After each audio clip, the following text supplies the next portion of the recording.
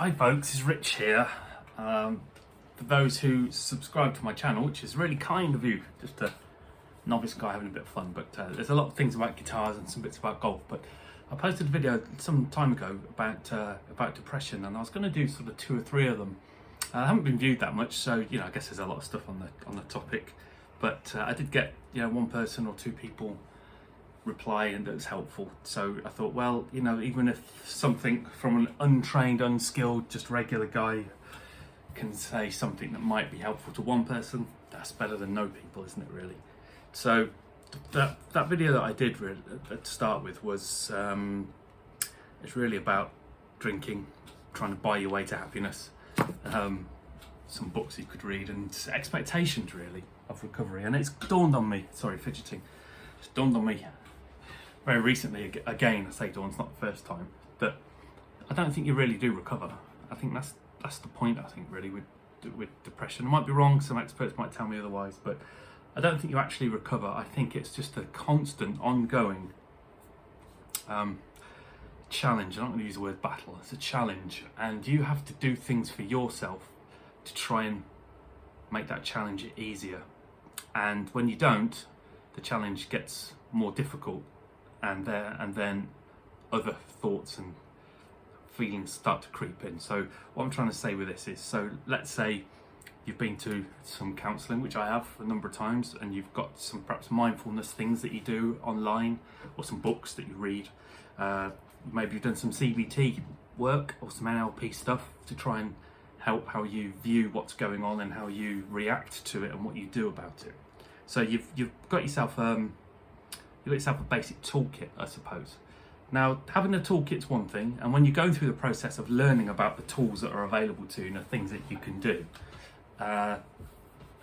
you usually, at first, going through that is a ball ache, and you feel like it's almost you've failed because you've had to get to that point, and it's horrible and it's uncomfortable. But when you get into it a little bit, you realise that there are things in there that are helpful, and and say you start that journey. And let's say it is with a one-to-one counsellor. So you start that journey on week 1, and you're like, can't believe I'm doing this, I don't want to be here, it's horrible. By week 3 or 4, you're like, okay, I feel like I'm helping myself now, and you get a bit buoyed by it. Say by week 10, perhaps it's a 10-week course, you think, oh yeah, I get it, I'm cured, I'm sorted. Yeah, any problem comes along, I'll deal with it with doing this or doing that.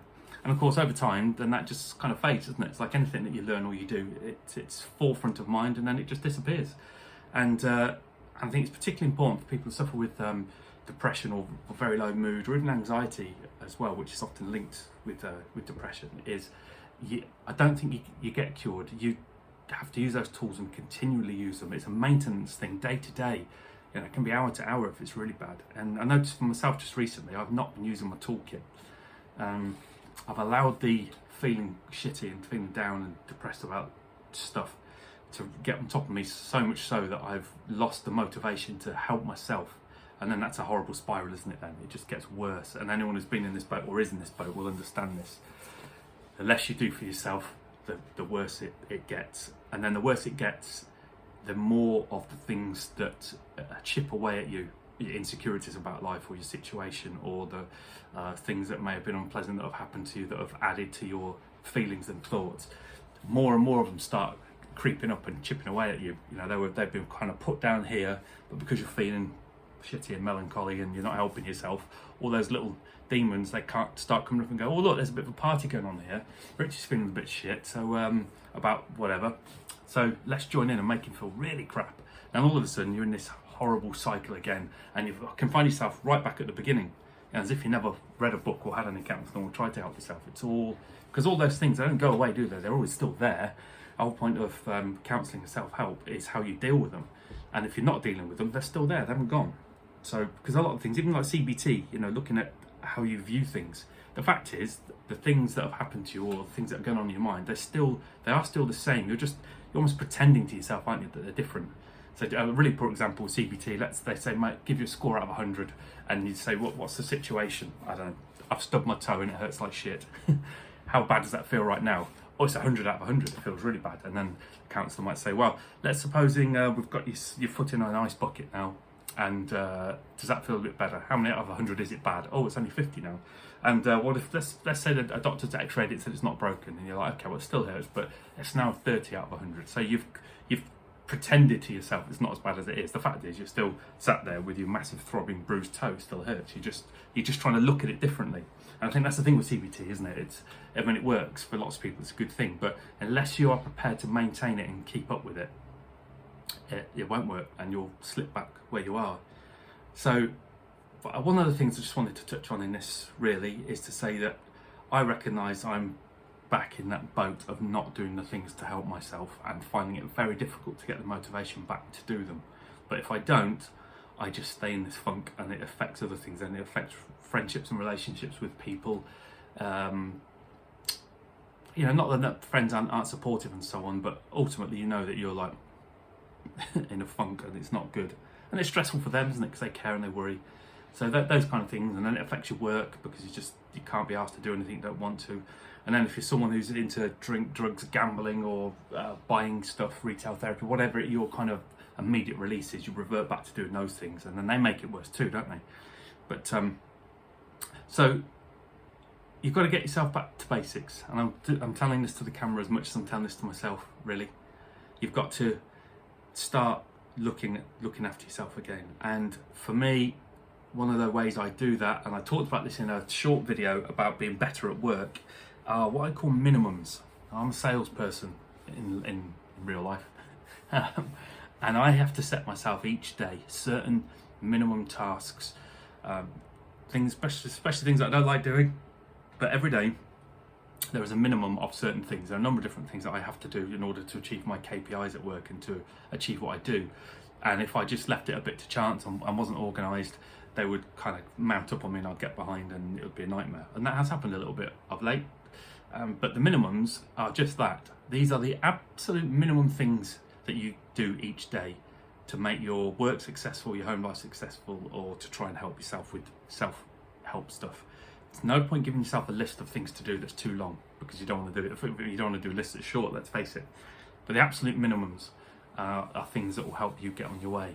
Now, the one thing I just want to say to everybody, and I truly believe this, the very, very first minimum thing that anybody should do generally, but certainly people who are struggling with any kind of, I hate that tag, mental health problems, but they're not feeling good. You must get up at a reasonable time. I'm not saying get up early.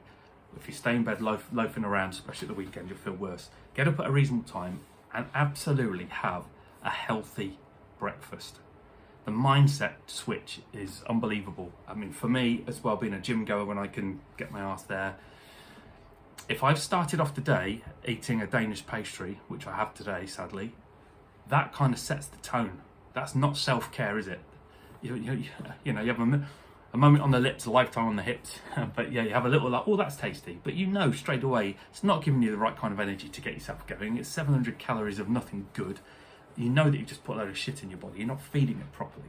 Whereas if I'd have had my sort of a bit more of a typical breakfast for me, like a scrambled egg white omelette with some stuff in it, or some granary bread with some scrambled egg on it. And one thing I have done miraculously is got my 1,000 milligrams of Vitsy in my water. But if I'd have started off better, that would have set the tone. I'd be like, right, I've had a healthy thing, I've got a bit reasonable time, and it will make much more likely to make my next meal also a more healthy one. So the old thing about you are what you eat, there's a decent amount of truth in it. If you eat things that are too fatty or too sugary, my capacity as a personal trainer many moons ago, but too fatty and too sugary, it has an effect on energy levels as well as what's going on up here. So if you're suffering a bit at the minute, or if you're not now, but at some point you might be again, just have a little think. It's absolutely critical to maintain the looking after yourself stuff, even if you don't love yourself. I certainly don't love myself. If I got run over by a bus tomorrow, not that I'm going to jump in front of a bus, but if I did, then well, hey, it's one of those, which is not really a healthy attitude, I know, but it's just the way it is. So even if you don't love yourself, and that's fine, it is what it is, to try and just get yourself through every day, because it's hard work, isn't it? Sometimes just being alive, just looking yourself in the mirror and seeing all those little demons niggling at you and what have you. It's difficult, but if you do the bare basic minimums, promise yourself you can do those every day as much as you can. So eat a good breakfast, and then maybe the next thing is, hold on a sec.